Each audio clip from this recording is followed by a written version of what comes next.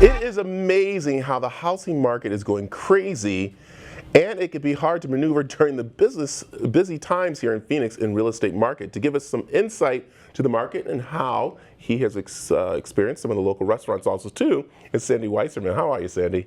Good, Brad. How are you? Good. Real estate, let's just get right to it. It is incredibly crazy here, isn't it? It's hot. Don't know which is hotter, the heat or the real estate market. Yes. All right, why is it becoming such a boom here?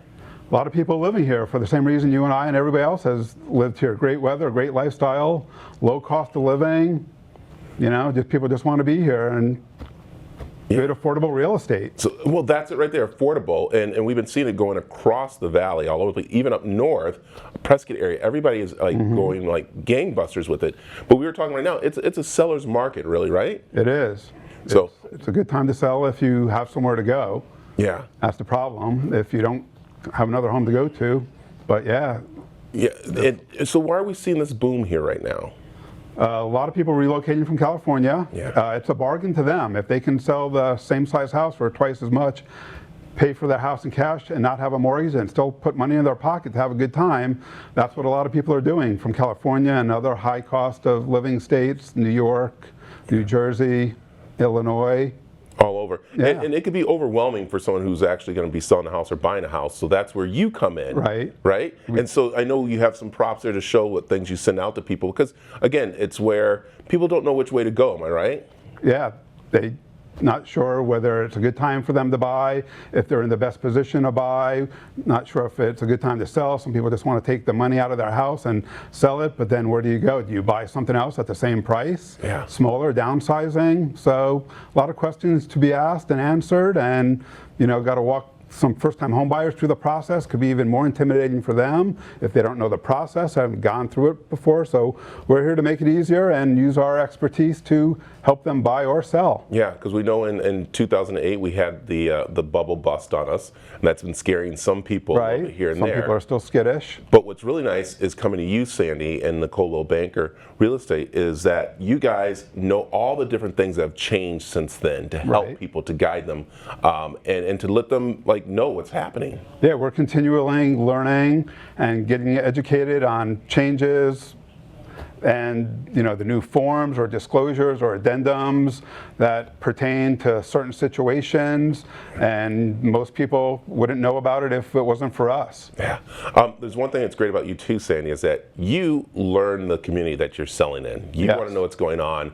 You actually have gotten out, you started a food blog, going to different restaurants, helping them, supporting them. Tell me a little about this. Well, I used to be in the wine and restaurant industry before I made a full-time change into real estate. I had started a blog, pullingcorksandforks.com, focusing on what started out as wine, but became more of a local blog on restaurants, food festivals, some of our great breweries and wineries, and other events. Now you're seeing a lot of pop-ups and food trucks, so it covers the whole gamut throughout the state of anything you really can eat or drink. Yeah. And I just started a podcast in April to get a little bit deeper and learn about the people behind the restaurants and the food trucks and the brewers. Yeah, because that's a booming thing too going on. It's so amazing that even just right here in the Arcadia area and our Scottsdale area, how many new restaurants are popping up. I mean, we're going to be showing one later on here. That's a ramen noodle place. Okay, yeah. But again, there's so many different restaurants. What's been your favorite so far that you've seen coming out of the pandemic? I got to visit Gabriella's Contemporary American Cuisine last week. They were good. Speaking here of Arcadia, I checked out Eat Up over on 40th Street Yeah. and Indian School. They've got some good, real quick, casual, comfort food favorites. There are just so many. I like my old haunts of DeFalco's Italian Grocery in Old Town Scottsdale, or Oregano's can be a good one. There are just so many. It's hard to list the favorites without hurting somebody's feelings. But All right. So now, listen, we have not practiced this, so I'm going to throw something up at you and see what happens.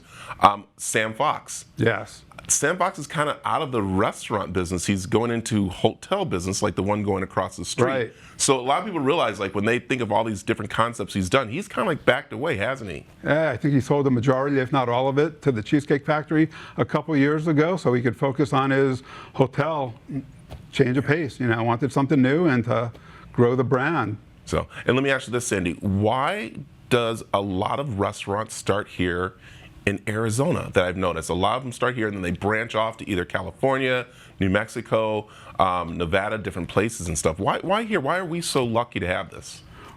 Because we've got a great diverse, we got all the transplants bringing their home state favorite foods here, starting them here, and then once they get the good model, they want to expand outward to other emerging markets. I was over at Coibito Poke the other day, spoken to the owner, and he's got the same thing. Got 4 locations here. They're trying to perfect it and then take it out of state and grow the brand and there you go. bring poke to some places where you might not find poke. So I know that's been pretty popular. I know we're wrapping up really quick. Let me just add, did you guys talk about the beer world here too, and the spirits that are? Yep. We're getting a lot more spirits coming out of it. A lot of the brewers are additionally adding spirits to their portfolio.